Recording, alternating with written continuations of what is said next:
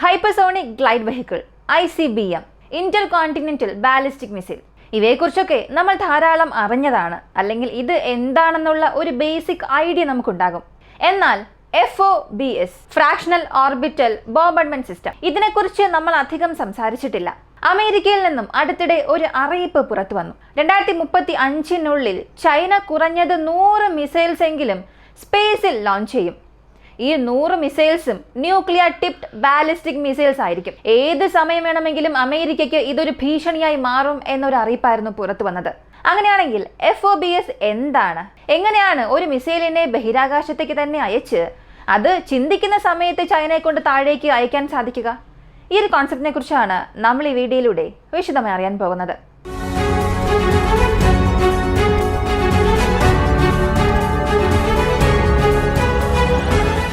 തീർച്ചയായും ഈ ഒരു വീഡിയോ അവസാനിക്കുമ്പോൾ നിങ്ങൾക്കിതൊരു പുതിയ എക്സ്പീരിയൻസ് തന്നെ നൽകും.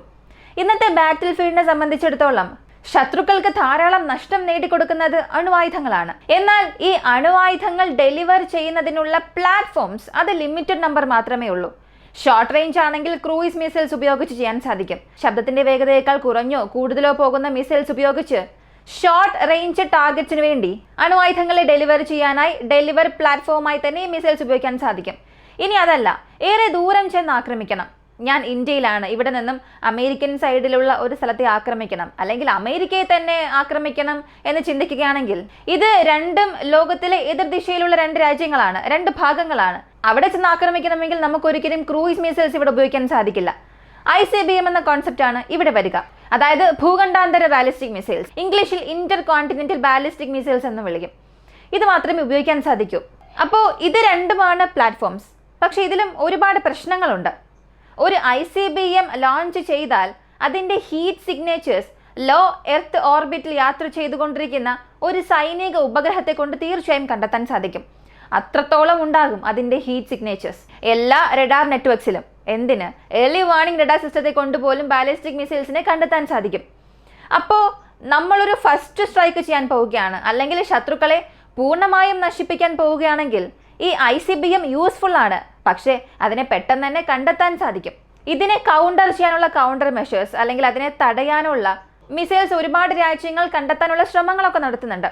അപ്പോൾ അങ്ങനെയാണെങ്കിൽ ഈ ICBMനൊരു പകരക്കാരനെ കൊണ്ടുവരണം. ഇന്നത്തേക്ക് ഗ്രൗണ്ട് ബേസ്ഡ് ലോഞ്ചേഴ്സിൽ നിന്നും ഹൈപ്പർസോണിക് ഗ്ലൈഡ് വെഹിക്കിൾസ് അല്ലെങ്കിൽ ഹൈപ്പർസോണിക് മിസൈൽസ് ഒഴികെ മറ്റേതൊരു സാങ്കേതിക വിദ്യയും ഇല്ല. എന്നാൽ ഇതിനെ തടയുന്നതിനും ഭാവിയിൽ ഒരു പക്ഷേ സാങ്കേതിക വിദ്യ വന്നേക്കാം. ഈ സാഹചര്യത്തിലാണ് ഒരുപാട് രാജ്യങ്ങൾ ഒരു പുതിയ ശ്രമം എടുക്കാൻ തുടങ്ങി. എന്തുകൊണ്ട് ബഹിരാകാശത്ത് തന്നെ ഒരു അണുവായുധം നിർത്താൻ പാടില്ല? ഇതിനെല്ലാം തുടക്കക്കാരൻ റഷ്യയായിരുന്നു. റഷ്യയുടെ പക്കൽ സോവിയറ്റ് എറയിൽ R036 വേരിയന്റിൽ ഒരുപാട് മിസൈൽസ് ഉണ്ടായിരുന്നു. ഇതിന്റെ കോൺസെപ്റ്റ് ഒരു മിസൈൽ ഗ്രൗണ്ടിൽ നിന്നും ലോഞ്ച് ചെയ്യണം.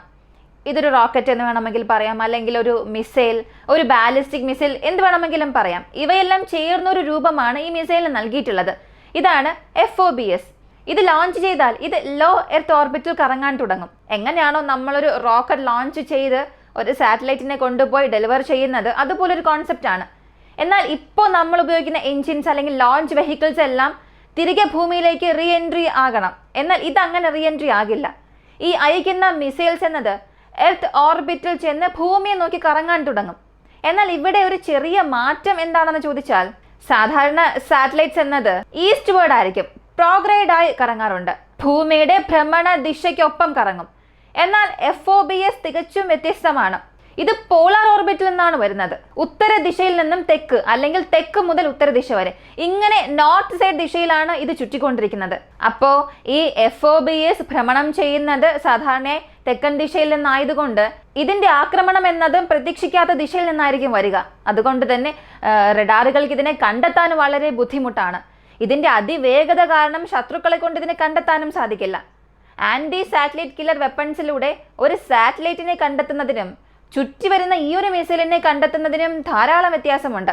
ഒരു ഉപഗ്രഹത്തെ കണ്ടുപിടിക്കുന്നത് പോലെ അത്രത്തോളം ഈസി ടാർഗറ്റ് ആയിരിക്കില്ല ഇങ്ങനെ കറങ്ങി വരുന്ന ഒരു മിസൈലിനെ കണ്ടെത്തുക എന്നത്. ഇങ്ങനെ ചുറ്റി വരുന്ന ഈ ഒരു മിസൈൽ അതിന് നൽകിയിട്ടുള്ള ആ ഒരു പാത്തിലൂടെ ഭൂമിയെ ചുറ്റി വന്നുകൊണ്ടേയിരിക്കും. പെട്ടെന്ന് അതിനൊരു കമാൻഡ് നൽകും. ഈ കോർഡിനേറ്റ്സിലേക്ക് വരുമ്പോൾ നീ നിന്റെ വാർഹെഡ് അവിടെ നിന്നും റിലീസ് ചെയ്യണം എന്ന ഒരു കമാൻഡ് കൊടുക്കും. ആ സമയം നേരിട്ട് ഏത് പ്രദേശത്തെ നോക്കിയാണോ പോകണം എന്നുള്ളത് മിസൈൽ വാർഹെഡിന് ഇൻപുട്ടായി നൽകും. എന്നിട്ട് അതിനെ അയക്കാൻ തുടങ്ങും. അപ്പോൾ ബഹിരാകാശത്ത് ഏത് സമയവും ഒരു അണുവായുധം കറങ്ങി നടക്കും. ആവശ്യം വരുമ്പോൾ മാത്രം അത് ഉപയോഗിക്കും. ഈ ഹോളിവുഡ് സിനിമകളിലൊക്കെ നമ്മൾ കാണുന്നത് പോലെ ഒരു ഏലിയൻ ഷിപ്പ് ഇങ്ങനെ കറങ്ങി നടക്കും, പെട്ടെന്ന് ഒരു മിസൈൽ ഭൂമിയെ നോക്കി വരും. ഇതേ കോൺസെപ്റ്റിൽ വർക്കാകുന്നതാണ് ഈ FOBA സിസ്റ്റം. ഇപ്പോൾ ഈ സിസ്റ്റം എന്താണെന്ന് നിങ്ങൾക്ക് മനസ്സിലായി. ഇത് തുടങ്ങി വെച്ചതും റഷ്യയാണ്. എന്നാൽ ഈ സ്പേസ് ട്രീറ്റ് വന്നതിന് ശേഷം അമേരിക്കയും റഷ്യയും ചേർന്നത് പൂർണ്ണമായും സ്റ്റോപ്പ് ചെയ്തു. പക്ഷേ റഷ്യ വീണ്ടും ഇത് ആരംഭിച്ചതായൊക്കെ പറയുന്നുണ്ട്. ഇപ്പോൾ ചൈന മെയ് മാസം 13 ചില കാര്യങ്ങൾ ഇതേ ചുറ്റിപ്പറ്റി ചെയ്തു എന്നുള്ള രീതിയിലാണ് അമേരിക്കയുടെ റിപ്പോർട്ട് പുറത്തു വന്നത്. അതും 2035 100 മിസൈൽസ് എങ്കിലും ഇവർ നിർമ്മിച്ചിട്ടുണ്ടാകും എന്നാണ് റിപ്പോർട്ടിൽ പറഞ്ഞിട്ടുള്ളത്. അങ്ങനെയാണെങ്കിൽ അമേരിക്ക അടുത്ത് എന്താണ് ചെയ്യാൻ പോകുന്നത്? ഈ മിസൈൽ എന്താണെന്ന് നമ്മൾ അറിഞ്ഞു, ഇതെങ്ങനെ വർക്കാകുമെന്നുള്ളതും അറിഞ്ഞു. അപ്പോൾ ചൈന നാളെ ഇങ്ങനെ ഒരു മിസൈൽ ലോഞ്ച് ചെയ്യുകയാണെങ്കിൽ, അമേരിക്കയ്ക്കെതിരെ തന്നെ ഉപയോഗിക്കുകയാണെങ്കിൽ, അമേരിക്ക അവരതിനെ എങ്ങനെ ഉപയോഗിക്കുമെന്നൊരു ചോദ്യം വരാം. ഇതിനെ ഇനി ഡിഫെൻഡ് ചെയ്യാൻ അമേരിക്ക എന്ത് ചെയ്യും എന്നുള്ളത് അറിയണം. ചൈനയുടെ ഈ ഒരു മിസൈൽ ഓർബിറ്റിലേക്ക് പോയി എന്ന് ചിന്തിക്കുക. പിന്നെ ആരെ കൊണ്ടും തടയാൻ സാധിക്കില്ല. ആന്റി സാറ്റലൈറ്റ് കില്ലർ വെപ്പൺസ്, ഇതിന്റെ ഒരു പ്രോഗ്രാം നമ്മുടെ പക്കലും ശക്തി എന്നൊരു പ്രോഗ്രാം ഉണ്ട്. റഷ്യയുടെ പക്കൽ S-500, അതിന്റെ അപ്ഗ്രേഡ് S-550. ഇങ്ങനെ സാറ്റലൈറ്റിനെ നശിപ്പിക്കാനുള്ള സാങ്കേതിക വിദ്യയൊക്കെ ഉണ്ട്. ഇത് നമ്മൾ ആ മിസൈലിനെതിരെ ലോഞ്ച് ചെയ്യാം. പക്ഷേ ഈ ഒരു സാറ്റലൈറ്റിനെ കൺട്രോൾ ചെയ്യുന്ന നെറ്റ്വർക്ക് കൂടുതൽ മെനുവർ ചെയ്യില്ല. അതിൻ്റെ പാത്ത് ചെറുതായി ഒന്ന് മാത്രമേ ചേഞ്ച് ചെയ്യാൻ സാധിക്കൂ. കാരണം അതിൽ എക്സ്ട്രാ ത്രസ്റ്റേഴ്സ് ഒക്കെ ലിമിറ്റഡ് ആയിരിക്കും. എന്നാൽ അകത്തുള്ള മിസൈൽസിൽ അതിൻ്റെ ത്രസ്റ്റ് ബൂസ്റ്റേഴ്സ് ഉണ്ടായിരിക്കും. ത്രസ്റ്റേഴ്സ് വേറെ, ത്രസ്റ്റ് ബൂസ്റ്റേഴ്സ് വേറെയാണ്. ഇത് മൾട്ടിപ്പിൾ ഡയറക്ഷൻസിൽ ഈ മിസൈലിനെ തിരിപ്പിക്കുന്നതിന് വേണ്ടി ഉപയോഗിക്കുന്നതാണ്. ഇപ്പോൾ ആൻറ്റി സാറ്റലൈറ്റ് വെപ്പൺ പോലെ ഈ ഒരു വെപ്പണെ താഴെ ലോഞ്ച് ചെയ്യുകയാണെങ്കിൽ ഈ ഒരു മിസൈലിനെ ആകാശത്തിൽ വെച്ച് തന്നെ മെനുവർ ചെയ്യിപ്പിക്കുന്നത് മൂലം ഈ സാറ്റലൈറ്റ് ടെക്നോളജിയുടെ പക്കൽ നിന്നും ആ മിസൈലിനെ സംരക്ഷിക്കാൻ സാധിക്കും. മാത്രമല്ല ഇത് പോളാർ ഡയറക്ഷനിൽ നിന്നും അമേരിക്കയിലേക്ക് വരുന്നത് കൊണ്ട് ആകാശത്തിൽ വളരെ വേഗത്തിൽ വന്നുകൊണ്ടിരിക്കുമ്പോൾ താഴെയുള്ള ഏതൊരു റഡാർ നെറ്റ്വർക്സിനെ കൊണ്ടും അത്ര പെട്ടെന്ന് കണ്ടെത്താൻ സാധിക്കില്ല. അതിപ്പോൾ അമേരിക്കൻ ബേസ്ഡ് നെറ്റ്വർക്ക്സ് ആയിരുന്നാലും അല്ലെങ്കിൽ മറ്റേത് റഡാർ നെറ്റ്വർക്ക് ആയിരുന്നാലും ശരി, അത്ര പെട്ടെന്ന് ഇതിനെ കണ്ടെത്താൻ സാധിക്കില്ല. ഇപ്പോൾ സൗത്ത് പോളിൽ നിന്നും ഈ ഒരു മിസൈൽ അമേരിക്കയെ നോക്കി വരികയാണെങ്കിൽ ഒരു ഹയർ ആൾട്ടിറ്റ്യൂഡിൽ എത്തിയാൽ, ഇപ്പോൾ ഉദാഹരണത്തിന് ഒരു 350-400 കിലോമീറ്റർ ഉയരത്തിൽ വെച്ച് ഇതിനെ ലോഞ്ച് ചെയ്യുകയാണെങ്കിൽ അമേരിക്കയ്ക്ക് ഇതിന് ലഭിക്കുന്ന റിയാക്ഷൻ ടൈം ഒട്ടും തന്നെ കാണില്ല. മറ്റൊരു കാര്യം കൂടെ പറയാം. ഇപ്പോൾ ഒരു ICBM ലോഞ്ച് ആവുകയാണെങ്കിൽ അത് ഭൂമിയിൽ നിന്നും അതിൻ്റെ ബൂസ്റ്റ് ഫേസ് അവസാനിച്ച്, ഈ glide phase, mid course phase അവസാനിച്ച് താഴെ ടെർമിനൽ ഫേസിലേക്ക് റീ എൻട്രി ആകുമ്പോൾ ആ സമയം നമുക്ക് ലഭിക്കുന്ന റിയാക്ഷൻ ടൈം എന്നത് തന്നെ കുറവാണ്. പക്ഷെ ലോഞ്ച് ചെയ്യുമ്പോൾ തന്നെ നമ്മളതിനെ ട്രാക്ക് ചെയ്യുകയാണെങ്കിൽ ഒന്നുകിൽ ബഹിരാകാശത്ത് മിഡ് കോഴ്സ് ചെയ്യുമ്പോൾ തന്നെ അതിനെ ഇൻ്റർസെപ്റ്റ് ചെയ്യാം. ഇനി താഴേക്ക് അത് ഇറങ്ങിയാലും താഴ് പോലുള്ള ചില മിസൈൽ സംവിധാനങ്ങൾ ഉപയോഗിച്ച് നമുക്കതിനെ ഇൻ്റർസെപ്റ്റ് ചെയ്യാൻ സാധിക്കും. എന്നാൽ അതിൻ്റെ റിയാക്ഷൻ ടൈം കുറഞ്ഞത് ഒരു 18 മിനിറ്റ് മാത്രമേ കാണുകയുള്ളൂ, ലോഞ്ച് മുതൽ റിട്ടേൺ ആയിട്ട് ആകുന്നത് വരെയും. എന്നാൽ അതേസമയം ഈ ബഹിരാകാശത്ത് നിന്നും ഇങ്ങനെ ഒരു മിസൈൽ താഴെ ലോഞ്ച് ആകുമ്പോൾ, പെട്ടെന്ന് ഇങ്ങനെ താഴേക്ക് വീഴുമ്പോൾ അതിന് ലഭിക്കുന്ന റിയാക്ഷൻ ടൈം 3 മുതൽ 5 മിനിറ്റ്. ഇതാണ് മാക്സിമം. ഈ ബഹിരാകാശത്ത് നിന്നും ഒരു മിസൈൽ താഴേക്ക് വരുന്നു എന്നുള്ളത് നിങ്ങൾ കണ്ടെത്തി അതിനെ നശിപ്പിക്കുന്നതിനോ അതിനെ തടസ്സപ്പെടുത്തുന്നതിനോ വെറും 3 മുതൽ 5 മിനിറ്റ് മാത്രമേ ഉള്ളൂ. അതായത് ഭൂമിയിൽ നിന്നും മുകളിലേക്ക് ചെന്ന് U ഷേപ്പിൽ താഴേക്ക് വരുന്നതിനും നേരിട്ട് ഭൂമിയിൽ നിന്നും ബഹിരാകാശത്ത് നിന്നും താഴേക്ക് വീഴുന്നതിനും ഇത് രണ്ടിനുമുള്ളൊരു വ്യത്യാസമാണിത്. ഇതിനെ കണ്ടുപിടിക്കുക എന്നുള്ളത് വളരെ വളരെ വളരെ ബുദ്ധിമുട്ടുള്ള ഒരു കാര്യമാണ്, ഒരു ടാസ്ക് ആണ്. അതുകൊണ്ടാണ് അമേരിക്ക ഇപ്പോൾ ഒരു ഹൈ അലേർട്ടിലുള്ളത്. ചൈന ഇത് ടെസ്റ്റ് ചെയ്ത് അവസാനിച്ചിട്ടുണ്ട്. ഇതാണ് അമേരിക്കയ്ക്കുള്ള ഒരു മുന്നറിയിപ്പായി മാറിയത്. അപ്പോൾ പിന്നെ അമേരിക്ക ഇതിനെ എങ്ങനെ കൗണ്ടർ ചെയ്യും? അല്ലെങ്കിൽ ഇനിയിപ്പോൾ റഷ്യ ലിസ്റ്റിൽ എടുക്കില്ല. കാരണം റഷ്യയുടെ പക്കൽ ഏകദേശം 160 nuclear tipped active ballistic missiles ഉള്ളതായി പറഞ്ഞിട്ടുണ്ട്. സബ്മറൈൻ ലോഞ്ച്ഡ് ബാലിസ്റ്റിക് മിസൈൽസ് മാത്രത്തോളം തന്നെയുണ്ട്. എന്നാൽ ചൈനയുടെ പക്കൽ വെറും 30 മാത്രമേ ഉള്ളൂ ഈ ഒരു മിസൈൽ ആക്റ്റീവായുള്ളത്.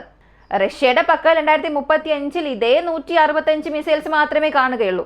എന്നാൽ ചൈനയുടെ പക്കൽ 2035 ആകുമ്പോൾ 180 കവിഞ്ഞുണ്ടാകും. ഇതാണ് ഇവരുടെ ഈ റിപ്പോർട്ടിൽ ഇപ്പോൾ പരാമർശിച്ചിരിക്കുന്നത്. ഇവയെല്ലാം കൗണ്ടർ ചെയ്യണമെന്നുണ്ടെങ്കിൽ നമ്മുടെ പക്കൽ integrated missile and aerial threat detection and defence mechanism ഉണ്ടാകണം. ഇങ്ങനെ ഒരു വാക്കാണ് പറഞ്ഞത്. ഇതിൻ്റെ ഫസ്റ്റ് സ്റ്റെപ്പായിട്ടാണ് ഇപ്പോൾ ട്രംപ് തുടങ്ങി വെച്ച ഗോൾഡൻ ഡോം. ട്രംപ് അടുത്തിടെ ഇങ്ങനൊരു ഡിഫൻസ് പാക്കേജിനെ കുറിച്ച് പറഞ്ഞിരുന്നു. ഒരു ഇൻ്റഗ്രേറ്റഡ് മിസൈൽ ഷീൽഡ് അമേരിക്കയ്ക്ക് ചുറ്റും ക്രിയേറ്റ് ചെയ്യുക. അപ്പോൾ ആകാശത്തു നിന്നും വരുന്ന ഒരു ടാർഗറ്റ്, അതായത് ബഹിരാകാശത്തു നിന്നും വരുന്ന ഒരു ടാർഗറ്റിനെ ന്യൂട്രലൈസ് ചെയ്യുന്ന രീതിയിൽ ഈ ഒരു പ്രോജക്റ്റ് ഇദ്ദേഹം പരിചയപ്പെടുത്തി.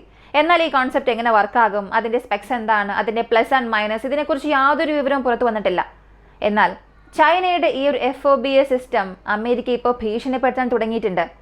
ഇതിനകം റഷ്യ ആരംഭിച്ചു വച്ച ഈ ഒരു പ്രോഗ്രാം ചൈന ഇപ്പോൾ തുടർന്നുകൊണ്ട് പോവുകയാണ്. ചൈന തീർച്ചയായും വെറുതെ ഇരിക്കില്ല. അവരുടെ ആർമിയെ അടുത്ത ലെവലിലേക്ക് കൊണ്ടുപോവുക തന്നെ ചെയ്യും. അതിൻ്റെ ഒരു ചെറിയ ഒരുക്കം മാത്രമാണിത്. അപ്പോൾ ഒന്ന് ചിന്തിച്ച് നോക്കുക, അമേരിക്ക പോലും ഇത്രത്തോളം ഭയപ്പെടുന്നു എന്നുണ്ടെങ്കിൽ നമ്മുടെ അവസ്ഥയും നമുക്ക് പറഞ്ഞറിയിക്കേണ്ട ആവശ്യമേ ഇല്ല. കാരണം നമ്മളെക്കാൾ ടെക്നോളജിയിൽ ചൈന വളർന്നുകൊണ്ടേയിരിക്കുകയാണ്. ഒരുപാട് സ്ഥലങ്ങളിലല്ല, ഏറെക്കുറെ അവർ തന്നെയാണ് ടെക്നോളജിയിൽ വലുത്. നമ്മളും എപ്പോഴാണോ ടെക്നോളജിയിൽ മുന്നേറുന്നത് അന്ന് മാത്രമേ നമുക്കും ഭീഷണി ഇല്ലാതെ ജീവിക്കാൻ സാധിക്കും. അമേരിക്കയുമായി കമ്പയർ ചെയ്യുമ്പോൾ നമുക്ക് അവരെക്കാൾ 1008 പ്രശ്നങ്ങൾ നമ്മുടെ രാജ്യത്തിനുള്ളിലുണ്ട്. അവരുടെ പക്കലാണെങ്കിൽ ഒരുപാട് ഡിഫൻസ് സിസ്റ്റംസ് ഉണ്ട്. അവർ തന്നെ ചൈനയുടെ ഒരു പ്രോജക്റ്റിനെ ഇത്രത്തോളം ഭയപ്പെടുന്നു എന്നുണ്ടെങ്കിൽ നമ്മൾ ഇതൊരു പാഠമായി തന്നെ എടുക്കണം. ഇന്ന് അമേരിക്കയെ ലക്ഷ്യം വയ്ക്കുന്ന മിസൈൽസ് നാളെ ഇന്ത്യയെ ലക്ഷ്യം വയ്ക്കും, അല്ലെങ്കിൽ ആദ്യമേ നമ്മെ തന്നെ ലക്ഷ്യം വെച്ചു എന്ന് വരാം. അതിന് മുൻപ് തന്നെ നമുക്ക് ആവശ്യമായ എല്ലാ ഡിഫൻസ് സ്ട്രക്ചേഴ്സും നമ്മൾ നിർമ്മിക്കണം. അതിന് നമ്മുടെ രാജ്യം സാങ്കേതിക വിദ്യയിൽ വളരണം. അതിന് ഇവിടെയുള്ള ബേസ്മെൻറ്റ് നമ്മൾ സ്ട്രോങ് ആക്കണം. ഇപ്പോൾ ഈ വളർന്നു വരുന്ന കുഞ്ഞുങ്ങൾക്ക് ചെറിയ പ്രായം മുതലേ ഈ ടെക്നോളജി സംബന്ധിക്കുന്ന വിദ്യാഭ്യാസം, അറിവ് നൽകുക. അല്ലെങ്കിൽ അവർക്ക് ഇത് സംബന്ധിക്കുന്ന ഒരു താല്പര്യം നമ്മൾ തന്നെ ഇങ്ങനെ ഉണ്ടാക്കി കൊടുക്കുക. നമ്മൾ ഇന്ന് തുടങ്ങിയാൽ തന്നെ അടുത്തൊരു 50-100 വർഷത്തിലെങ്കിലും നമ്മെ കൊണ്ട് ചൈനയെ ആക്രമിക്കാൻ സാധിക്കുകയുള്ളൂ. അല്ലെങ്കിൽ അവർ സാങ്കേതികമായി വളർന്നുകൊണ്ടേ പോകും. നമ്മൾ ഇന്നുള്ളതുപോലെ തന്നെ ആയിരിക്കും തുടരുക. ഈ ഒരു വീഡിയോയെക്കുറിച്ചുള്ള നിങ്ങളുടെ അഭിപ്രായം എന്താണ്? പ്രധാനമായും ഞാൻ മുൻപ് പറഞ്ഞതാണ്, ഈ ടെക്നോളജി സംബന്ധിക്കുന്ന കാര്യങ്ങൾ നിങ്ങളുടെ മക്കൾക്ക് പറഞ്ഞു കൊടുക്കുക. ഡിഫൻസ്, ജിയോപൊളിറ്റിക്കൽ ഇതിനൊക്കെ വേണ്ടി അല്പസമയം മാറ്റിവെക്കുകയാണെങ്കിൽ അവരുടെ ഭാവിക്ക് അതൊരു നല്ല കാര്യമായിരിക്കും. മറ്റ് അഡിക്ഷൻസ് പോലെ ആയിരിക്കില്ല. ഇത് സത്യത്തിൽ അവരുടെ ക്രിയേറ്റിവിറ്റി, അവരുടെ ഇൻട്രസ്റ്റ് എല്ലാം വീണ്ടും അധികമാക്കും.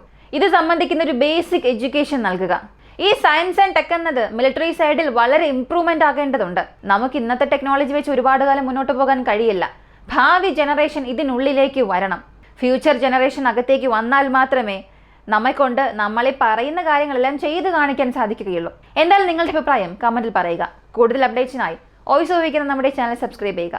മറ്റൊരു വീഡിയോയുമായി വീണ്ടും കാണാം.